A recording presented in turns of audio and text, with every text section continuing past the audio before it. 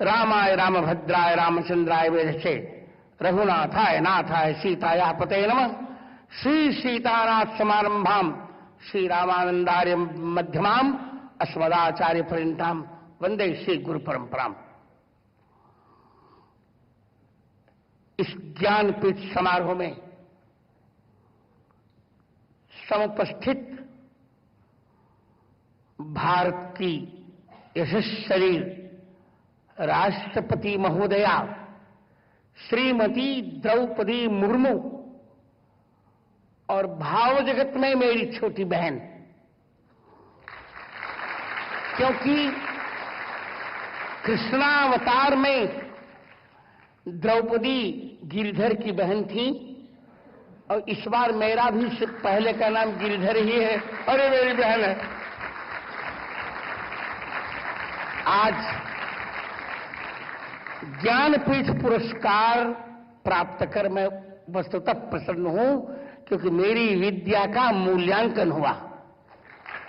श्रोताओं और मेरी बहन द्रौपदी मुर्मू, आप जानकर प्रसन्न होंगे कि ऐसी परिस्थिति में रहकर भी मैंने संस्कृत जगत को 4 महाकाव्य दिए।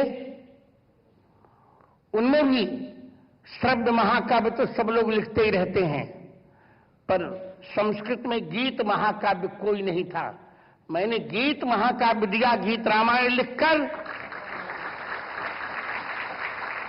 और गद्य में भी संस्कृत में कोई महाकाव्य नहीं था। मैंने दशावतार चरितम लिखकर गद्य महाकाव्य भी दिया। मित्रों, भारतस्य प्रतिष्ठे दे संस्कृतम संस्कृतिस्तथा। भारत की मूल 2 प्रतिष्ठाएं ही हैं, संस्कृत और संस्कृति। भारतीय संस्कृति संस्कृत में निहित है। मैं यह बताते हुए प्रसन्न हो रहा हूं कि इस बार जो हमारा ऑपरेशन सिंदूर संपन्न हुआ, उसमें वेद का एक मंत्र काम कर रहा था। आप सुनकर ताली बजाइए। वेद का एक मंत्र काम कर रहा था, योस्मान धूर्वती तम धूर वयम वयम धूर्वामः। जो हमें मारना चाहे उसे हमें पूर्ण रूप से समाप्त कर देना चाहिए। इसी वैदिक मंत्र को आधार बनाकर राष्ट्रपति महोदया के निर्देश पर मेरे मित्र भारत के यशस्वी प्रधानमंत्री नरेंद्र मोदी ने तीनों सेनाओं के सहयोग से ऐसा अचूक प्रयोग किया, एक भी व्यर्थ नागरिक नहीं मारा गया और शत्रु के दांत खट्टे हो गए। आतंकवादी सर्वतः समाप्त। और हम तब तक अभी विश्राम नहीं लेंगे जब तक पीओके हमको नहीं मिल जाता। मित्रों, मैंने कुछ नहीं गाया। शेर, आप गंभीरता सुनिए। शेर, शायरी, कव्वाली कुछ नहीं गाया।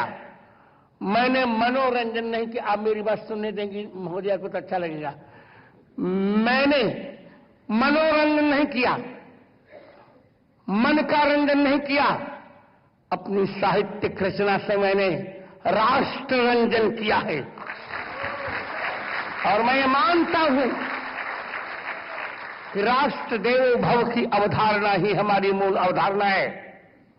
यदि वेद ने 4 को देवता माना, मातृदेवो भव, पितृदेवो भव, अतिथि देवो भव, आचार्य देवो भव, तो मैं एक पंचम प्रस्थान उपस्थित करता हूं, राष्ट्र देवो भव।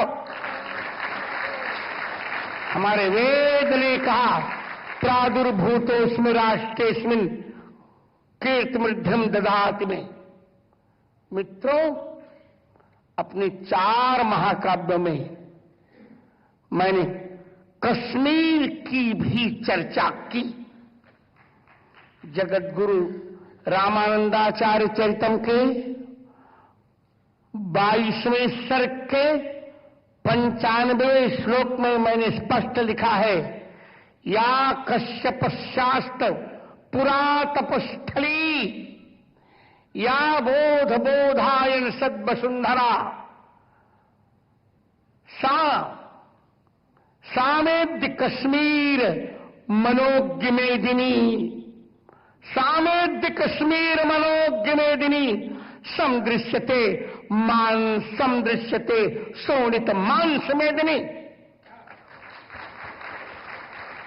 महोदया, कवि एक प्रजापति की भूमिका निभाता है, कवि क्रांतदर्शी होता है, कभी मैंने कहा कभी मनोरंजन नहीं करता, जो मनोरंजन करता हो कभी हो भी नहीं सकता। कवि के जीवन में भारतीय भविष्य की एक रूपरेखा होती है और मैंने वही किया। आपको आश्चर्य लगेगा, बार बार मुझे कहा जा रहा था दृष्टि बाधित, मैं दृष्टि बाधित हूं ही नहीं, ये मेरा वरदान है।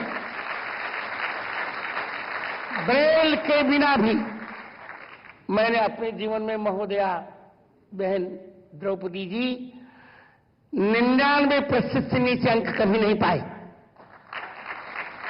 पीएचडी डीलिट सब कुछ करने के पश्चात भी लोग कल्पना नहीं कर रहे थे कि मैं बाबा बनूंगा, पर प्रभु श्री राम के प्रेम ने मुझे बाबा बना दिया। क्योंकि राम कौन है ये सभी जानते हैं। रा का अर्थ होता है राष्ट्र और मां का अर्थ है मंगल।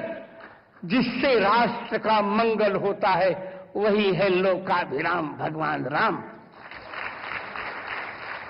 महोदया, एक और जहां महर्षि वाल्मीकि ने वाल्मीकि रामायण की रचना की, भिन्न भिन्न रामायणी लिखी गई, वहीं उड़िया में एक बड़ा प्यारा ग्रंथ है वैदेहीश विलास। उसमें उपेंद्र भंज ने कहा, राम मंत्र न प्रभावे मोर कवित्व उदित। समझ रहा? मैं अधिक कुछ न कहकर 2 वाक्य और कहूंगा। इस देश को यदि आतंकवाद से मुक्त होना है तो इसे राम सापेक्ष राष्ट्रवाद की परिकल्पना करनी पड़ेगी। इस देश को यदि संप्रभुता संपन्न होना है तो भगवान राम के दिव्य गुणगणों को कविताबद्ध करना पड़ेगा। अष्टाध्यायी पाणिनि, एक बात और कर, पाणिनि अष्टाध्यायी पर आज तक किसी ने पूरा कार्य नहीं किया था। राष्ट्रपति महोदया, मैंने पाणिनि अष्टाध्यायी पर सबसे बड़ा ग्रंथ लिखा जो 10,000 पृष्ठों में है और जिसमें 55,000 मेरे निजी श्लोक हैं। एक बात और कहकर, मैंने अपने 16वें वर्ष की अवस्था में ही आजाद चंद्रशेखर पर खंड काव्य लिखा था। उसका एक श्लोक सुनाकर मैं चुप होऊंगा। दृष्टम विधात्रा समताम न याति लोकत्रयम भास्वर भासुर भारतस्य तद्भारतान्यून मनेन चक्रे एकाक्षरेणास्य च नाम विश्वम। इसकी हिंदी है, ब्रह्मा ने देखा कि तीनों लोकों में भारत की किसी से तुलना नहीं की जा सकती, यह अद्वितीय और अजय है। इसीलिए ब्रह्मा ने भारत से एक अक्षर कम करके इस संसार का नाम विश्व रख दिया। उधर 3 अक्षर भारत, इधर विश्व। भारत का अर्थ होता है भायामृत, जो निरंतर ज्ञान के अन्वेषण में रत रहता है। और यह ज्ञानपीठ, ज्ञानम पातीत ज्ञानपीठम, जो ज्ञान की रक्षा करता है उसे ज्ञानपीठ कहते हैं। आप शुभकामना कीजिए कि जिस प्रेम से आपने मुझे ज्ञानपीठ पुरस्कार, 58वां ज्ञानपीठ पुरस्कार स्वतंत्र रूप से मुझे दिया है, मैं जीवन भर इस भारतीय आध्यात्मिक ज्ञान की रक्षा करता रहूं, जिसमें मेरे दर्शन, साहित्य, वेदांत, न्याय, वैशेषिक, सांख्य, योग, पूर्व मीमांसा, इन उत्तर मीमांसा, इन छहों दर्शनों की परिभाषा हो और मेरे अंतिम श्वास पर्यंत भारत मां की मेरी सरस्वती सेवा करती रहे। यह